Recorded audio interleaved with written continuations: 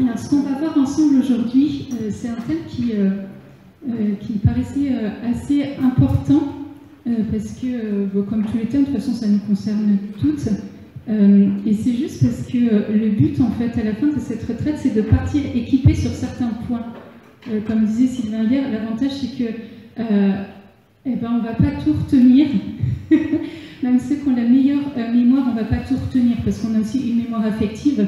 Et donc, il y a des choses, en fait, qui vont nous toucher, qui vont nous marquer et qui vont nous accompagner. Mais c'est sympa d'avoir des petits tuyaux. Alors, juste, je fais une toute petite parenthèse. Je sais qu'il y en a certains qui ont vraiment bien écouté hier soir. Et voilà, c'est juste parce que j'ai déjà reçu des plaquettes de chocolat noir. Voilà, donc le message est bien passé. Et donc, moi, je sais que vous avez bien écouté, donc c'est bon, je suis prête à continuer, du coup. Donc, en fait, on va parler de la bénédiction ce matin. Mais une manière très particulière de bénédiction, on ne va pas parler de la bénédiction au sens large. D'abord parce qu'il faudrait au moins une semaine, hein, c'est large, c'est long. On va simplement parler de la parole de bénédiction. Tout simplement parce que, de toute façon, étymologiquement, bénédiction, ça veut simplement dire du bien. Donc, c'est tout simple. Mais là, on va justement parler de cette manière très spécifique que nous avons au niveau de notre parole, de ce qui sort de notre bouche. C'est comment, du coup, devenir des femmes de bénédiction. Ce à quoi nous avons été appelés, ce à quoi nous avons été créés, c'est pour être des femmes de bénédiction et non pas des femmes de malédiction. Dieu nous a créés pour la bénédiction et il nous a créés par la bénédiction. Que Dieu crée par la parole, et on le voit dans le livre de la Genèse, Dieu ne pense pas les choses et les choses arrivent. Dieu dit. Et donc il y a quelque chose toujours de cette œuvre de la création quand on parle. Et on a souvent trop peu, aujourd'hui en fait on accorde trop peu d'importance finalement à ce qu'on dit. Et on pense que nos paroles finalement n'ont pas autant de valeur, autant d'impact, autant d'effet. Et donc on peut dire des choses qui nous paraissent parfois complètement anodines et qui peuvent vraiment avoir un effet très important en bien ou en mal. L'un ne va pas sans l'autre, mais là on va rester que du côté du bien. Et du coup, la parole de bénédiction que Dieu dit sur nos vies, c'est toujours quelque chose qui est bon, toujours quelque chose qui est bien, même quand a priori Dieu vient toucher en fait des points sensibles où Dieu vient par exemple dénoncer quelque chose dans nos vies qui ne va pas, c'est toujours pour la bénédiction. Et c'est toujours pour plus de liberté, c'est toujours pour plus de vie, c'est jamais pour enfermer. Quand Dieu vient toucher quelque chose, il faut toujours se réjouir parce que c'est quelque chose de l'ordre de la libération. Et c'est comme quand on nettoie une plaie, donc bien sûr ça fait toujours mal, mais il faut la nettoyer, sinon ça s'infecte. Dieu fait la même chose avec nos vies, et c'est toujours pour quelque chose de plus. La première parole de bénédiction, normalement, que nous avons eue quand nous sommes nés, c'était notre prénom. Notre prénom est une bénédiction en soi. Même si des fois les parents ne savent pas exactement pourquoi ils nous ont appelés comme ça, il y a toujours quelque chose qui est rattaché à partir du moment où on est nommé, où on a un nom, on reçoit une bénédiction, et ça veut dire qu'on existe. On dit du bien sur nos vies et on nous permet d'exister. Là, l'avantage, c'est que la plus petite personne parmi nous qui vit cette retraite, elle n'est pas encore née. Elle est encore bien au chaud, avec la chance. Et puis c'est une fille, donc c'est bien, elle a tout à fait le droit de participer à cette retraite. Mais je pense que Yacine n'est pas là. Hein. Celui-là, voilà. Donc du coup, elle est encore toute neuve parce qu'elle a 3 mois. Je ne la voyais pas. Donc voilà, la première chose, effectivement, c'est de pouvoir lui donner un nom avec tout ce qui va avec, avec tout l'amour, avec tout ce qui va en termes émotionnels, en fait, qui va avec le nom. Donc du coup, voilà, la première chose, quand elle va naître, ça va être de lui donner un nom avec tout ce qui va avec en termes de projet sur sa vie, de projet de bonheur, de vie, de bénédiction, de réussite et tout ce qui va avec. Donc voilà, donc du coup c'est vraiment, et se rappeler du coup qu'au travers de la manière dont Dieu nous appelle, donc Dieu nous appelle avec notre nom, mais de temps en temps Dieu nous appelle avec un petit nom. Il y en a peut-être qui ont des petits noms, ils savent que Dieu les appelle comme ça. Voilà, tout le monde n'a pas ce petit nom, mais il y a un petit truc, tu sais, c'est ton petit truc entre toi et Dieu. Et c'est la manière dont Dieu t'appelle, et tu sais que, voilà, là, il y a Dieu, et c'est juste une histoire d'amour entre lui et vous. Mais voilà, c'est toujours comme ça, c'est toujours cette parole qui nous rappelle voilà, qu'on est aimé, qu'on a besoin de rentrer dans cette vie. c'est important en fait. Et que là, il faut y aller. Quand Dieu nous appelle, enfin, chaque fois qu'il appelle quelqu'un, il appelle quelqu'un par son nom. Ou il change son nom parce qu'il lui donne une mission. C'est-à-dire, c'est vas-y et prends toute ma bénédiction en fait qui va avec. Prends toutes ces paroles en fait de vie et vas-y. Et chaque fois que Dieu en fait vient nous toucher par sa parole, souvent, un des premiers effets que ça fait, c'est que ça vient faire ressurgir en fait justement toutes les paroles de malédiction qui ont pu être posées sur nos vies. Ça, c'est un processus important.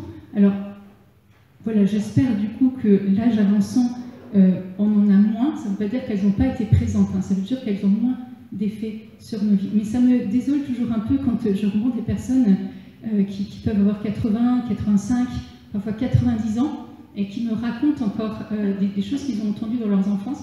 Beaucoup les papas d'ailleurs. C'est régulièrement, j'entends mon père me disait que, ça ne veut pas dire qu'il n'y a pas d'autres personnes, mais, et de voir comment à cet âge-là, c'est pas simplement se rappeler de ces paroles, c'est de voir qu'elles avaient encore un effet sur leur vie. Et ça me désole plus en fait. Parce que bien sûr, on ne se rappelle pas forcément en fait des paroles de malédiction qui ont été posées sur nos vies. Des fois que les parents ou des fois que les personnes qui les ont posées n'ont même pas n'ont même pas réalisé en fait à quel point ça pouvait nous affecter et combien ça pouvait limiter nos vies et qu'il y avait quelque chose de la mort en fait qui était posé sur nos vies au travers en fait de cette parole. Et donc quand Dieu vient, la première chose qu'il vient, il vient faire lever ces paroles pour qu'elles remontent, pour nous en libérer. Dieu ne fait jamais remonter les choses sans rien. Il vient les faire remonter et dit ok, maintenant vas-y, tu es libre par rapport à cette parole parce que tu la reconnais comme mensongère sur ta vie ou que tu la reconnais comme non véridique. C'est un petit peu différent. Mensongère, c'est quelque chose qui est complètement étranger à ce que vous êtes. Et là, tu sais que cette parole ne peut pas t'influencer parce que c'est faux et que tu dois la reconnaître et que tu dois dire que non, cette parole-là, elle est fausse, elle n'est pas vraie. Et après, il y a des paroles qui peuvent être vraies sur, par exemple, un point, voilà, un point comment on appelle ça, de limite de ma vie ou un point de défaut, mais ça ne résume pas ma vie. Et ça ne résumera pas ce que sera ma vie toutes les années que Dieu me donnera, aussi loin que nous donnera de vivre. Ça ne résume pas ma vie. Et que nous mettre dans un petit carcan sous prétexte que nous avons des limites ou que nous avons des défauts et que nous pouvons en plus travailler sur ces limites et sur ces défauts, c'est réducteur et ça nous limite. Et donc du coup, on se retrouve avec une vie qui peut être étriquée, liée à certaines paroles qui ne sont pas mensongères, mais sur lesquelles on a besoin de se libérer parce que ce n'est pas la totalité de notre vie et ce n'est pas ce que nous sommes. Dire de quelqu'un qu'il est un voleur, même si à un moment il a posé un acte de voleur, c'est pas résumer sa vie. C'est pas simplement ce qu'il est. C'est à un moment il a posé un acte, mais ça ne résume pas sa vie. Ça ne veut pas dire qu'à côté il n'est pas bosseur. Ça ne veut pas dire qu'à côté il n'a pas d'autres qualités incroyables, en fait. Et on ne peut pas résumer sa vie et le résumer à simplement un acte de sa vie. C'est pour ça qu'il y a beaucoup de différence entre quelque chose qui est complètement mensonger et quelque chose qui est simplement non véridique et qui ne résume pas ma vie. Vous n'êtes pas résumé à un moment de votre vie, on n'est pas résumé à une situation de votre vie, on n'est pas simplement un résumé. Et Dieu ne nous voit pas comme un résumé de notre vie. Dieu nous voit bien au-delà. Puis, enfin, moi, ce qui est bien, c'est qu'un jour, moi j'ai hâte d'aller au ciel parce que je me dis, mais comment Dieu me voit? Heureusement que Dieu ne me voit pas comme moi je vois, hein, parce que sinon, je pense que Dieu désespérerait sur ma propre vie. Moi, je pense qu'on est à peu près tous pareils. Hein. Des fois, c'est pas nous qui avons le meilleur regard sur nos vies. Mais non, Dieu nous voit à travers un prisme absolument glorieux qu'on n'imagine même pas. Et c'est, voilà, ça fait du bien de savoir que non, Dieu nous voit dans la lumière. Normalement, ils avaient prévu de la pluie, on verra, mais regardez, Dieu nous voit à travers la lumière en fait qui rentre. Nous, on peut nous voir qu'à travers en fait les ténèbres, tout ce qui ne va pas. Changeons juste en fait notre manière de voir et mettons en fait ce prisme de lumière sur notre propre vie, ce qui permettra de le mettre du coup sur la vie des autres. Et je voulais faire juste une toute petite parenthèse en fait sur les paroles de bénédiction de Dieu. Il y a aussi des paroles de bénédiction propres au fait que nous soyons une femme. C'est parce que Dieu n'a pas créé la femme pour rien, bien au contraire en fait, c'est quand même le sommet de la création, avec l'homme bien sûr, mais aujourd'hui on entend vraiment tellement de théories en fait, à la fois que voilà, on ne naît pas homme, on ne naît pas femme, non, c'est pas vrai, c'est génétiquement inscrit en nous, et en plus on a tous en fait, et on n'a qu'à voir ce qui se passe aujourd'hui en fait, beaucoup de poids, de suspicion, et on a beau vivre en France, et on a beau vivre en 2021, il y a toujours quand même un poids de suspicion sur le fait d'être une femme. Et ça, en fait, Dieu vient nous libérer en fait, de tous ces poids de suspicion d'être une femme, et que forcément, s'il y a un problème, c'est forcément la femme. Et enfin voilà, je suis sûre que même dans vos vies, vous avez eu en fait, dans le travail, enfin, dans vos familles, peu importe en fait, un moment, même des fois dans la rue, des paroles liées simplement à la condition d'être femme. Et quand Dieu passe, il nous révèle non, justement la beauté, la grandeur d'être une femme, et que du côté de Dieu, c'est pas une malédiction, c'est bien au contraire une bénédiction, sinon Dieu ne nous aurait pas créés et il n'aurait pas pris la peine de créer justement hommes et femmes dans sa complémentarité, dans sa beauté, pour un projet encore plus merveilleux. Et que du coup, chaque fois, voilà, un moment, et puis même pour les plus jeunes, les aider à rentrer en fait dans cette libération par rapport au fait qu'être femme, c'est pas un poids, c'est pas quelque chose qui est vécu durement. Non, c'est se réjouir en fait de ce projet de Dieu sur nos vies en tant que femme.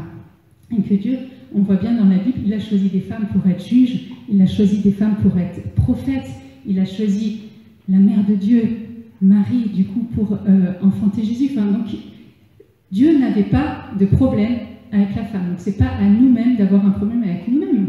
Non.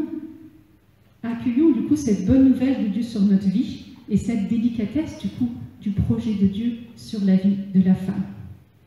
Et du coup, c'est à ce moment-là, laisser Dieu parler aussi avec sa tendresse, son amour, et entendre ces paroles de bénédiction sur nos vies. Je vais juste vous en citer une, parce qu'en fait, il y en a à peu près 1 million dans la Bible, et donc il fallait bien que j'en choisisse une. J'en choisis une. Je suis sûre que la moitié d'entre vous ne connaissent peut-être même pas en fait ce texte. Et en fait, dans ce texte, il y a une seule parole de bénédiction qui est proclamée de la part de Dieu. Et une parole, avec cette seule parole, de voir en fait qu'est-ce qui peut se passer et comment ça peut complètement reconstruire quelqu'un dans toutes les dimensions de son être. En fait, ce passage, vous le trouvez dans le livre d'Ézéchiel. Et c'est Ézéchiel chapitre 17. Donc vous avez du verset 1 à 7. Moi, je vais m'arrêter là. Et c'est Ézéchiel qui parle en fait de la part de Dieu. Il y eut une parole du Seigneur pour moi. Fils d'homme, fais connaître à Jérusalem ses abominations. Tu diras, ainsi parle le Seigneur Dieu à Jérusalem. Par tes origines et par ta naissance, tu es de la terre de Canaan. Ton père était l'Amorite et ta mère une Hittite. On parle à des Juifs, là c'était des païens. Cette petite Jérusalem, c'était une païenne, les deux païens. À ta naissance, au jour où tu es né, on ne t'a pas coupé le cordon. Tu n'as pas été lavé dans l'eau pour être purifié. Tu n'as pas été frotté de sel, ni enveloppé de lange. Nul œil ne s'est apitoyé sur toi pour te faire par pitié une seule de ces choses. Par le dégoût qu'on avait de toi, tu as été jeté dans les champs, le jour où tu es né. Passant près de toi, je t'ai vu te débattre dans ton sang. Je t'ai dit, alors que tu étais dans ton sang, vis. Je t'ai dit, alors que tu étais dans ton sang, vis. Je t'ai rendue vigoureuse comme une herbe des champs, alors tu t'es mise à croître et à grandir, et tu parvins à la beauté des beautés. Une seule parole de bénédiction qui est dite 2 fois en fait dans ce texte, comme si Dieu était complètement ému du coup par cette détresse de cette petite Jérusalem. Cette petite Jérusalem, c'est à la fois le peuple, mais ça peut être aussi chacune de nos vies à un moment donné. La pauvre, elle n'a pas été gâtée, abandonnée dans les champs. On ne lui a pas coupé le cordon, on ne lui a fait aucun soin. Non seulement c'est pas d'occuper d'elle physiquement, mais en plus il y a eu des regards de dégoût. Donc en fait, elle a été, sa vie, son intégrité physique, du coup, a été mise en danger, mais aussi son intégrité de son âme. On voit comment un regard en fait de mépris, un regard de dégoût peuvent blesser en fait l'âme bien plus des fois qu'une parole. Et à ce moment-là, Dieu, alors que personne ne s'occupe de cette petite, Dieu la voit. Dieu la voit et il vient. Et il dit une seule parole de bénédiction. Là, on ne voit pas dans ce texte-là, mais il s'en occupe, il la nettoie. Et on voit du coup toute la tendresse de Dieu, on voit la profondeur en fait de la miséricorde, des entrailles, de ce Dieu en fait de tendresse qui prend soin en fait de chacun, et particulièrement là de cette petite Jérusalem. Et là, il lui dit vis, une seule parole de bénédiction. Il ne dit pas plus, il dit simplement vie. Et cette petite se met à vivre. En ce moment, elle est sauvée et elle devient en plus, attendez, c'est quand même beau, elle part de rien et elle devient la beauté des beautés. Donc ça devient une petite merveille, une petite princesse, du coup on pourrait dire une beauté. Et on voit en fait que cette seule parole de bénédiction de la part de Dieu, ça touche à la fois son être physique et ça vient toucher son âme. C'est-à-dire que ce vit avec toute cette intention, parce qu'il y a la parole en elle-même, il y a toute l'intention dans la parole, et là on voit en fait toute cette tendresse, ou cette même Dieu qui supplie en fait cette petite Jérusalem à ce moment-là d'accueillir la vie. Et on voit en fait que tout ça, ça vient aussi toucher l'âme de la petite Jérusalem, et elle est guérie en fait de ses regards de dégoût, de mépris et d'abandon, parce qu'elle était abandonnée très clairement. Et donc on voit en fait, c'est pour chacune de nos vies, c'est quelle est la parole de bénédiction qui m'a fait vivre. En fait, qu'est-ce que Dieu a dit sur ma vie jusqu'à aujourd'hui en fait. On prendra le temps tout à l'heure justement de faire cet exercice, d'aller réaccueillir en fait toutes les paroles de bénédiction que Dieu a dit. Et on n'a pas les mêmes, parce qu'on est différentes. Et que ce qui parle pour moi ne parlera pas forcément pour vous. Et vice-versa. Et il faut pouvoir être de manière spécifique, qu'est-ce que Dieu a dit sur ma vie? Comment il m'a parlé? Et ça peut être des paroles, mais ça peut être dans la Bible, ça peut être juste cette sensation des fois de dire, bah, là je t'aime à ce moment-là dans ce que tu es, je viens te chercher, etc. Il faut pouvoir faire mémoire, parce que chaque fois que je fais mémoire des temps où Dieu m'a visité, je réactive en plus cette bénédiction, je continue de grandir en fait dans la bénédiction que Dieu veut pour ma vie. Vous suivez? Ça va, tout va bien? Alors on va passer à la première. Là, on va atteindre quelque chose qui est encore un peu plus délicat, parce que accueillir la bénédiction de Dieu, je pense que là, jusqu'à là, bien sûr, on peut avoir nos blocages, on peut de temps en temps se dire non, quand même, Dieu ne peut pas bénir ma vie comme ça, mais quand même, je pense qu'on peut globalement accepter. Là, on va passer à quelque chose qui est peut-être un peu plus difficile.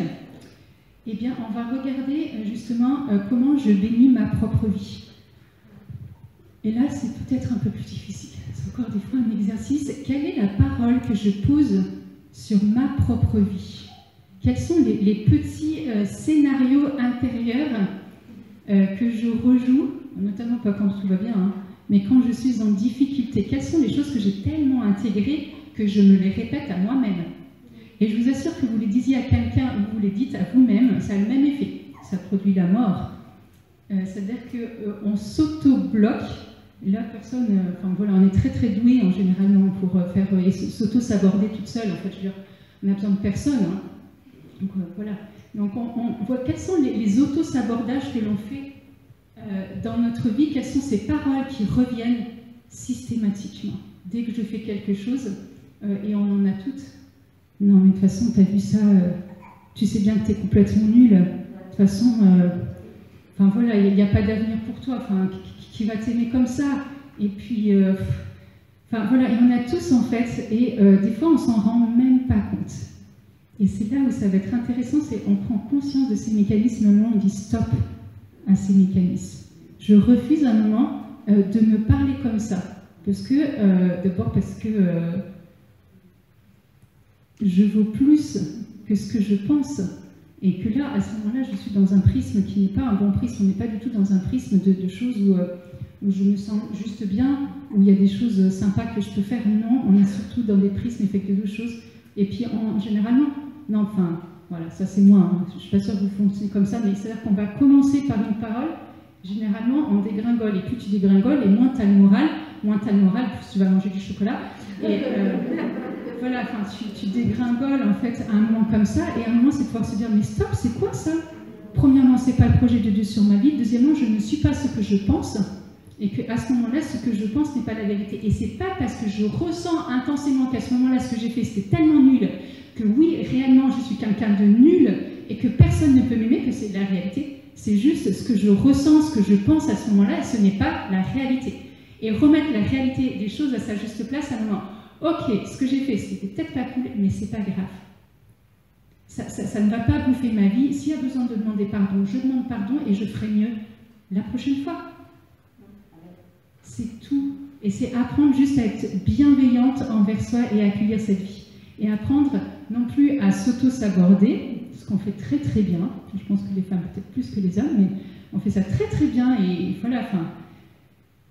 Et réapprendre à se dire, ben non, chaque fois que je suis dans ces mécanismes, je réaccueille en fait le regard de Dieu, je réaccueille cette parole de bénédiction, et c'est pour ça que c'est important de repérer les paroles de bénédiction de Dieu sur ma vie. C'est pour voir au moment où toutes ces petites voix, enfin c'est la nôtre, il n'y en a pas d'autres, mais où cette petite voix dans mon cœur commence à monter pour me dire que je ne vaux rien, que de toute façon, à quoi ça sert que j'existe, et puis, enfin voilà, vous avez toutes vos petites voix, et chacune dans des différents domaines, mais c'est pouvoir remettre la réalité qui est la parole de Dieu. Et c'est la parole de Dieu dit quoi sur ma vie? Et ça, c'est la vérité. Et ça, c'est le socle sur lequel je peux bâtir ma vie, sur lequel je peux apprendre à faire en sorte que mes pensées ne m'emmènent pas plus loin. Parce que penser ça de soi, en fait, à un moment, c'est blesser le cœur de Dieu. C'est-à-dire que Dieu ne nous a pas créés pour être nuls, Dieu ne nous a pas créés pour être non aimables, Dieu ne nous a pas créés pour des projets de solitude, de malheur, non, Dieu ne nous a pas créés pour ça. Dieu ne nous a pas créés pour ça. Et à un moment, c'est manquer de reconnaissance du coup envers le plan de Dieu, c'est manquer de reconnaissance justement dans la providence de Dieu. Et c'est blesser vraiment simplement le cœur de Dieu qui nous voit tellement infiniment mieux que nos petits schémas intérieurs. Et pouvoir faire le travail avec ces deux axes en même temps, c'est-à-dire reconnaître nos mécanismes et y mettre la parole de Dieu dedans. Parce que la parole de Dieu, elle est capable, pour le coup, de venir couper, en fait, tout ce qui, dans nos vies, nous retiennent encore, tous ces mécanismes que nous avons, pour venir les couper et pour venir nous en libérer. Il n'y aura qu'au ciel où on pensera plus, on se verra dans la gloire de Dieu. Donc on n'aura plus ce problème-là de petites voix qui parlent à tort et à travers sur nos vies. Donc voilà, il faut pouvoir, dès aujourd'hui, pouvoir mettre cette parole-là et mettre en lumière, en fait. Et ça permet de rentrer dans un véritable combat. Le combat spirituel, des fois on ne sait même plus trop, on en parle tellement à tort et à travers qu'on ne sait plus des fois exactement vraiment ce que c'est. Alors que là on est vraiment dans un grand enjeu en fait de combat. C'est un moment se décider pour la vie. Parce qu'accueillir toutes ces paroles, c'est se décider à un moment pour la mort. Et c'est faire acte et faire pacte du coup avec la mort et avec ce qui s'ensuit en fait. Parce que je limite ma propre vie à partir du moment où j'ai décidé que j'étais capable de rien. Là, c'est juste un exemple, ça ne veut pas dire, mais à un moment, c'est professionnellement, en fait, je ne suis pas capable de rien et j'y arriverai pas. Ce n'est pas les autres qui vont vous bloquer, en fait, professionnellement. C'est vos propres pensées, en fait, qui vont vous bloquer comme quoi vous n'êtes pas capable d'eux. Et à partir du moment où vous allez trouver dans ces situations où vous pouvez être capable, en fait, il y aura toujours ce truc-là qui va dire non, tu ne peux pas être capable, donc tu ne peux pas aller plus loin. Donc, tu ne peux pas mettre en route. Et en fait, on limite en fait ce plan de Dieu et c'est vraiment, on s'auto-bloque en fait. Alors qu'en fait la parole de Dieu va te dire non, c'est pas parce que toi tu te sens pas capable que tu ne l'es pas. Il faut pouvoir différencier en fait ces choses. C'est-à-dire que je m'appuie sur cette parole de Dieu qui me fait aller bien au-delà. La parole nous dit qu'on peut faire des choses bien au-delà de tout ce qu'on peut penser ou même imaginer. Et notre vie peut porter justement ce fruit-là bien au-delà de tout notre imaginaire, notre imagination, de tout ce qu'on aurait pensé, espéré. Simplement parce qu'à ce moment, je rentre dans ce combat par rapport à ces paroles de malédiction et je vais beaucoup plus loin.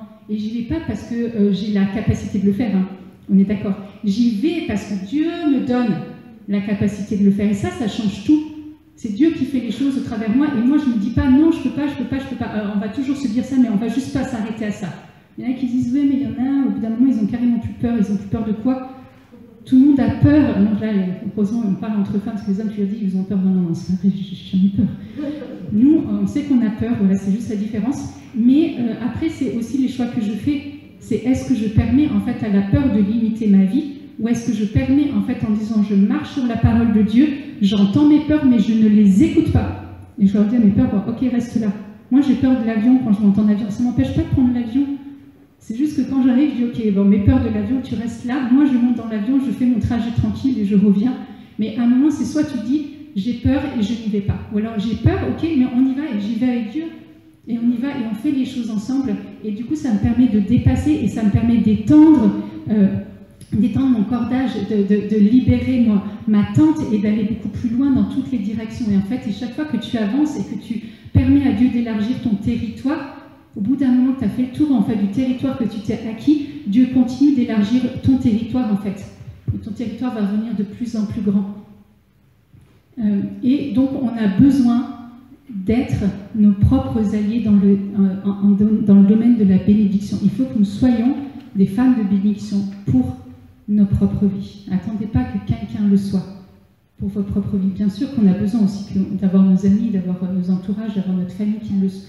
Mais des fois, quand ce n'est pas possible, soyez vos meilleurs amis, soyez vos meilleurs alliés, bénissez vos propres vies et bénissez même à haute voix quand vous priez. Entendez de vos oreilles, en fait, ces propres paroles de bénédiction pour vos propres vies. C'est des exercices qui sont difficiles, mais qui sont super importants. Surtout quand on ne va pas, à ce moment-là, ce n'est pas le moment où je m'assois, c'est le moment où je me lève et je proclame la vérité de la parole de bénédiction de Dieu pour ma vie. Seigneur, merci pour la merveille que je suis. Rien qu'arriver à dire ça, je vous assure, quand vous êtes là et que vous dites mais que vous êtes capable de bénir votre vie parce que réellement vous croyez que vous êtes une bénédiction, réellement vous croyez que vous êtes une merveille, réellement vous croyez que Dieu vous aime à la folie pour avoir donné et que le Fils n'est pas quelque chose, le salut quelque chose de tellement extérieur à nous-mêmes. Non, le salut a été donné pour chacun de nous, donc ça veut dire que j'ai de la valeur et j'ai du prix aux yeux de Dieu. Et ça, il faut pouvoir le proclamer sur sa propre vie. N'attendez pas que quelqu'un le fasse pour vous, n'attendez pas dans vos assemblées que quelqu'un ait une prophétie pour vous le dire. Dites-le à vous-même, dites-le à vos âmes, dites-le à vos corps, dites-le à vos cœurs, dites-le à vos esprits, à votre esprit en disant mais c'est ce que je suis et c'est le projet de Dieu sur ma vie. Je suis une merveille aux yeux de Dieu. Là, Chloé ne me regarde plus, mais tu sais que tu es quand même une merveille en fait. Une merveille aux yeux de Dieu. Et du coup, forcément que ça débouche sur une autre chose, c'est que nous devons être aussi des femmes de bénédiction pour les autres, notamment pour nos familles, pour nos entourages, pour les personnes. Et en fait, ça fait partie non seulement du témoignage, mais pour moi, ça fait vraiment partie en fait de l'évangélisation. C'est pas très bien vu aujourd'hui dans notre société en fait de dire du bien des autres. On va plutôt aller voir ce qui va mal. Et on va mettre le doigt sur ce qui va mal et jamais on va mettre le doigt sur ce qui va bien. Et jamais on va dire regarde là-dedans dans ce domaine tu es bon. Regarde là comment tu es habillée aujourd'hui. Moi j'aime beaucoup les cheveux de Valérie, je ne sais pas si vous avez remarqué, en plus adapté, enfin, c'est hyper classe avec le masque et tout ça. Mais remarquer des petites choses comme ça, c'est quand même sympa et ça fait du bien. Et on se rend compte, même si parfois on s'en défend, que quand quelqu'un vient nous dire un compliment, on a beau dire ton gâteau que tu as fait, là, il était quand même vachement, non, c'est pas grave. Enfin, et puis, vous savez, généralement, on a toujours des excuses un peu bidons, quoi. Non, mais j'ai pas eu le temps de le faire, ou bah non, mais je pense que c'est un peu trop cuit, ou ah, ça va tellement rapidement que Et en fait, on va minimiser, au lieu de dire quelque chose de très simple, qui dit juste eh bien, merci pour ce que tu me dis. Moi, c'est un séminariste qui m'a appris ça. Un jour, j'étais jeune. J'étais jeune. Et un jour, il me dit mais est-ce que tu te rends compte que tu n'es pas capable d'entendre en fait une parole bonne sur ta vie? Et j'avais bien envie de lui dire mais non, mais c'est pas vrai. Et qu'en fait, non, il avait juste carrément raison. Donc, j'ai juste rien dit en fait. Ça m'a juste fait cogiter. Je me suis dit, mais oui, en fait, j'étais tellement habituée à entendre plutôt effectivement des paroles de malédiction et c'était quelque chose qui était acté dans ma vie, que dès qu'on me disait quelque chose qui était positif, bien sûr que vous savez, on est comme une fleur quand on dit quelque chose de positif. Ah, il y a un truc qui souffle là. Ah, et en fait, il ne faut pas que ça souffle trop, quand même, on ne sait jamais. Alors, ce qu'on fait, c'est, tout à coup, ça, c'est la bouffée d'oxygène. Ah, quand on enlève les masques à la fin de la journée. Ah, c'est la première bouffée là. Ah, enfin, de l'air frais, pur. Mais en fait, c'est ça, et tout de suite, en fait, il y a un mécanisme qui fait que, ben non, quand même, non, en fait, il faut apprendre à être simple, à être vrai et dire merci. C'est quand même vachement important. Même si vous avez l'impression que, des fois, moi je fais des trucs, j'ai l'impression que c'est raté, les gens, en fait, ils sont juste très contents. Je ne vais pas leur dire, enfin si, de temps en temps, mais juste aux amis proches, en disant que là, je pensais que c'était raté. Je vais laisser les gens, parce que, en fait, si eux, ils trouvent que c'est bien, et c'est pas juste se dire, ouais, mais c'est de l'hypocrisie, c'est pareil, ouais, non, mais non. Accueillir les choses comme elles viennent et juste c'est se faire du bien. Et que si quelqu'un vient te dire un compliment, vient te dire un truc chouette, on dire je sais pas, ton cul il est vachement beau, ou des trucs tout simples, et ben il faut juste pouvoir l'accueillir simplement pour ce que c'est, simplement une parole de bénédiction. Et donc du coup nous on va fonctionner à l'inverse, c'est-à-dire apprendre aussi du coup vraiment à bénir la vie de son entourage en fait. Ne serait-ce que parce que même en fait, on est venu aussi à quelque chose d'un peu, alors même si peut-être c'est un peu moins maintenant, mais en fait, on est venu à inverser en fait la bénédiction. La bénédiction, c'est-à-dire on va te dire un truc sympa en te disant une insulte. Chez les jeunes, quoi. Et ça, non, ça m'énerve, j'ai pas envie d'être insultée pour me dire que, en fait, je fais un truc vachement bien, quoi. Donc, ouais, je vous donnerai pas d'exemple parce que j'ai pas envie de dire des gros mots, quoi. Je vois qu'il y en a qui ont un peu plus de mal, mais des fois, ouais, il y a des trucs, on vous sort des trucs pire vachement, en fait, c'est non, c'est gentil, quoi. Bon, non, je suis pas d'accord avec ça. Donc, c'est quand c'est gentil, il faut que ce soit vraiment pareil que ce soit gentil. J'ai pas envie d'être insultée pour me dire que c'est un truc qui soit gentil. Et en fait, il y a quelque chose de très intéressant que nous dit Jésus, du coup, dans l'évangile selon saint Matthieu. Et vous trouvez ça au chapitre 5, Matthieu 5, versets 21-22. Jésus il dit ceci, il dit « Vous avez entendu qu'il a été dit aux ancêtres, tu ne tueras point. Et si quelqu'un tue, il en répondra au tribunal. » Ça, je pense que c'est acté. Hein, jusqu'à là, je pense que ça va à tout le monde. Si on tue quelqu'un, on en répondra au tribunal. Ok. Après, il y a la suite qui, là, pour le coup, est un peu plus difficile à digérer. Alors, comme ça, je vous préviens, hein, un peu plus difficile à digérer quand même. Et après, Jésus rajoute « Eh bien, moi, je vous dis, quiconque se fâche contre son frère en répondra au tribunal. Mais s'il dit à son frère crétin, je n'ai pas trouvé d'autre traduction parce que je trouvais que c'était sympa comme traduction, parce que je dis au moins crétin, ça parle à tout le monde, quoi. Tout le monde sait ce que c'est. S'il dit à son frère crétin, il en répondra au Sanhédrin. Et s'il lui dit renégat, il en répondra dans la géhenne de feu. C'est quand même pas anodin que ces deux versets soient accolés. D'abord, on nous parle de ne pas tuer et après, on nous parle de ne pas insulter. Donc en fait, il y a vraiment quelque chose de l'ordre de la mort en fait dans la parole qui est dit. Et que dire à quelqu'un t'es qu'un crétin, finalement, ça peut paraître juste anodin, mais en fait, on est dans le même domaine en fait que si quelqu'un tue. On ne va pas peut-être le tuer physiquement, mais il y a quelque chose peut-être de l'ordre de l'estime de lui-même qui va être en tout cas diminué. Il y a quelque chose qui peut se passer en fait.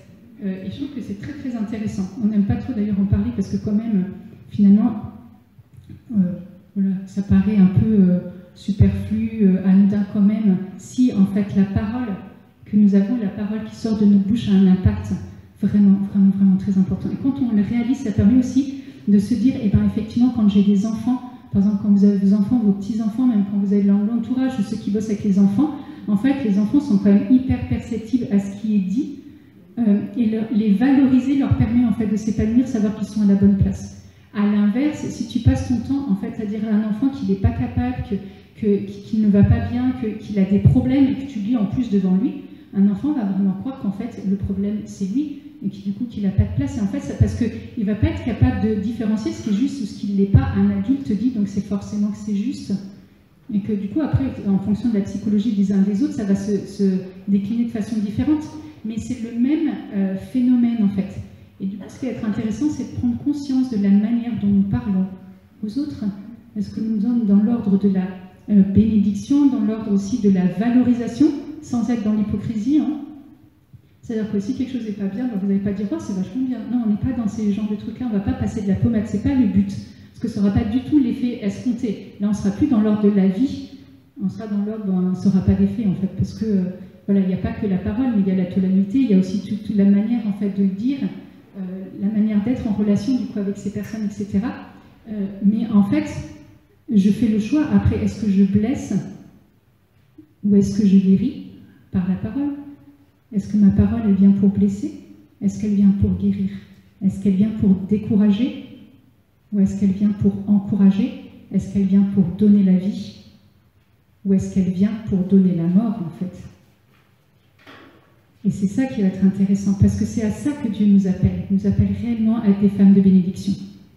Et qu'aujourd'hui, plus que jamais, en fait, dans notre monde qui est blessé, dans notre monde qui est brisé, dans notre monde justement qui manque en fait de valorisation, des fois les jeunes ne savent même pas en fait quelle est la grâce qui repose sur eux, quelles sont les belles choses, et des fois de pouvoir mettre en lumière et d'être comme ça en fait, les meilleurs supporters de nos frères, de nos sœurs, de notre entourage, de notre famille.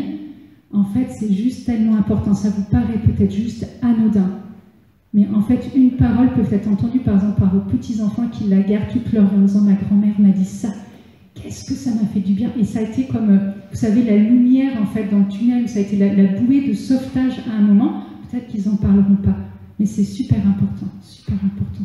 il y a des paroles qui vont vous suivre. Je suis sûre que vous avez des paroles que quelqu'un a dit un jour sur vos vies qui vous ont suivi en fait jusqu'à aujourd'hui, sur lesquelles vous vivez encore. Et c'est là où on réalise que c'est la puissance de la parole de vie, des choses en fait qui nous a tout à coup, on s'est dit mais oui c'est vrai, en fait c'est vrai.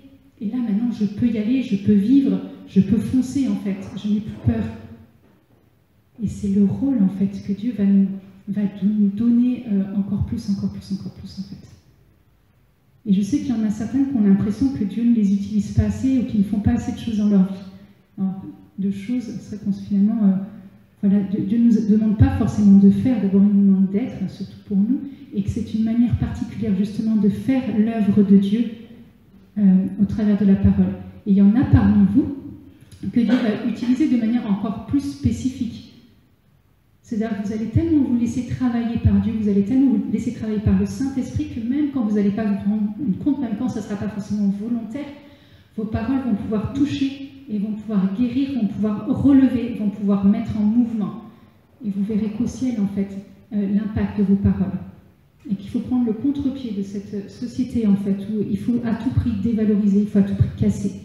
Il faut à tout prix, en fait, pouvoir rogner, en fait, l'estime comme si c'était forcément nécessaire. Non, c'est pas parce que quelqu'un grandit, que quelqu'un se déploie, que quelqu'un rentre justement dans ce projet de vie assez fabuleux que le Seigneur a, que c'est quelque chose qui fait de l'ombre en fait, à qui que ce soit, absolument pas. Quelqu'un qui grandit justement va pouvoir emporter d'autres avec lui en fait, et on rentre dans une spirale de vie et on rentre dans une spirale de bénédiction. Et c'est vrai que notre langue, hein, c'est quand même pas simple. On aime bien parler et des fois voilà, on ne sépare pas toujours et on se rend bien compte en fait que des fois on dit des choses qu'on ne voudrait pas dire. Il ne faut pas que ça puisse nous décourager, c'est pas grave. Le tout c'est chaque fois de se remettre en route et de réessayer. Et c'est Saint Jacques hein, qui nous parle de cette langue que nous avons qui est à la fois quelque chose de très bien et qui est à la fois effectivement quelque chose qu'on peut utiliser pour donner la mort.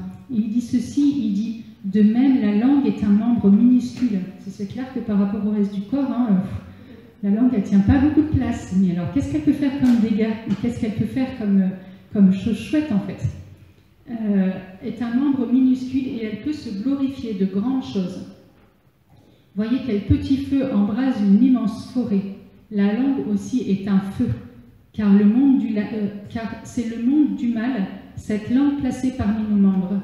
Elle souille tout le corps, elle enflamme le cycle de la création, enflammée qu'elle est par la géhenne.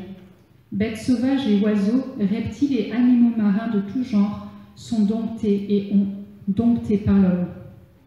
Sont domptés et ont été, parce qu'il manque un mot, et ont été domptés par l'homme.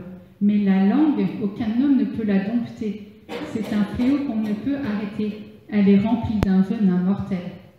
Par elle, nous bénissons le Seigneur et notre Père, et par elle, nous maudissons les hommes qui ont été faits à l'image de Dieu. De la même bouche sortent la malédiction et la bénédiction. Il ne faut pas, mes frères, qu'il en soit ainsi. Bon, je pense que ça résume plutôt bien. Un peu le pouvoir, en fait, que notre langue a, le pouvoir, en fait, des mots qui sortent. Et on voit, en fait, une personne qui est manipulatrice, le pouvoir des mots. En ce moment, sans aller très loin, on peut juste écouter les médias. Le pouvoir en fait des mots en fait qui jouent sur les émotions, qui jouent sur plein de choses. Eh bien non, moi je veux que le Seigneur lève maintenant une génération en fait avec une langue justement qui est la langue du Saint-Esprit et qui fasse ce chemin inverse. Et là que Dieu vienne parler à nos âmes, que Dieu vienne nous parler maintenant en fait. Voilà, je ne vais pas aller plus loin parce que je pense que j'ai dit l'essentiel. On va plutôt prier et prendre ce temps simplement en fait un peu de relecture, de mise au large, parce qu'une retraite ça sert à ça aussi, vraiment de mise au large de ce que Dieu veut faire. Et il y aura, on va vous permettre aussi voilà, de faire des relectures de vie. Et là, ce temps-là, on a du temps et ça va être bien de pouvoir faire cette relecture de vie. On va d'abord plonger dans la présence de Dieu, mais alors c'est bien parce qu'il y en a qui ont de quoi écrire.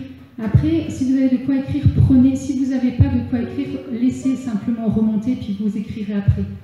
C'est laisser remonter justement voilà, tout ce qui d'abord a été beau dans votre vie. Alors peu importe, si le Seigneur fait remonter les choses qui sont difficiles, c'est pas grave. Accueillez-les. Ça veut dire qu'il y a une œuvre de libération et une œuvre de guérison que le Seigneur veut faire au travers de ce qui peut remonter en fait. Mais il ne faut pas avoir peur. Là, on va laisser remonter parce que ça va être tellement beau en fait d'entendre ces paroles que le Seigneur a sur nos vies. Ça peut être quelque chose qu'on a entendu voilà, aujourd'hui, mais ça peut être quelque chose qu'on a entendu il y a 10 ans. Qu'est-ce que le Seigneur a dit quand vous êtes convertis? Qu'est-ce que vous avez entendu un jour? Un truc qui a brûlé votre cœur en fait. Et le Saint-Esprit, c'est celui qui fait remonter les choses à la mémoire, qui vient faire mémoire. On va laisser comme ça, du coup, le Saint-Esprit venir faire mémoire, en fait. Et de l'accueillir, mais de l'accueillir réellement. C'est-à-dire que de temps en temps, quand on accueille les paroles, il y a toujours une petite partie de nous qui bloque, comme si on n'y croyait pas complètement. Et il reste toujours ce petit soupçon, en fait, à la fois d'incrédulité, mais non, quand même, Seigneur, je ne sais pas aussi bien que ce que tu penses. Ou alors ce petit soupçon parfois de colère en disant, bah non, tout ce qui... voilà, tu as vu tout ce que j'ai vécu avant, quand même ça ne peut pas être vrai. Et puis sinon il y a toujours ce petit soupçon de il faut quand même me protéger parce que ça peut être pas vrai jusqu'à ce point-là. Donc on va laisser remonter aussi toutes ces petites choses en fait qui nous entravent, tout ce qui fait qu'on se protège en fait de ce que Dieu peut dire et Dieu ne ment pas. Dieu il a des quantités, enfin voilà, on sait que Dieu a des quantités de qualités, mais Dieu ne ment pas. Et quand Dieu dit quelque chose, c'est que réellement il le pense. Il n'y a pas d'hypocrisie en Dieu. Il n'y a pas une once d'hypocrisie en Dieu. Dieu ne dit que des choses qu'il pense. Et Dieu ne dit que des choses aussi qu'on peut porter, qu'on peut... et des fois, Dieu sait que tout ce qu'il peut dire, on ne peut pas le porter. Il commence à mettre des graines. Donc il va commencer à semer des choses qu'il va vous dire. Et ces choses-là, ces graines vont continuer à pousser. Et ces graines-là, en fait, elles vont continuer à germer. Vous allez vous rendre compte qu'à partir de ces petites choses que Dieu a commencé à vous dire, en fait, derrière, il y avait des choses absolument fabuleuses et que vous n'y aviez pas perçues sur le moment, en fait, jusqu'où Dieu voulait vous emmener dans ce qu'il avait à vous dire. On va laisser, en fait, nos cœurs aller jusque-là. On va laisser nos cœurs aller jusque-là.